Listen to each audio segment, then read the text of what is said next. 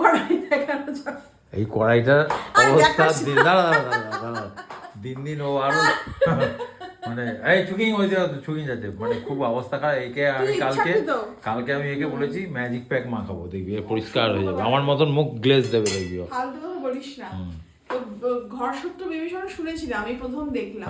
ও আমি যারা negative comment দেয় তাদেরকে আমি বলছি বেশি করে দাও, বেশি করে। ইচ্ছাকৃত দেখো, কিছু করার নেই, এটা মাজতে পারছি না। আর এটাকে আলাদা করে রেখে দেওয়া হয়েছে মানে চেঞ্জ করার জন্য, হয় না ওই কড়াই দিয়ে নতুন কড়াই। কিন্তু অনেক নেগেটিভ কমেন্ট আসবে, মানে কদিন ধরে আসছে না, তাড়াতাড়ি দাও।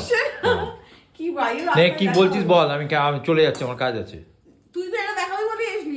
হয়েছে তো এই যে বেগুন ভাজা হয়ে গেছে, এটা মা এরকম এখানে হচ্ছে এই আমরা চেয়ে চিনতে খাই, কম কিছু মানে কম ঠাম দিতে পারে না।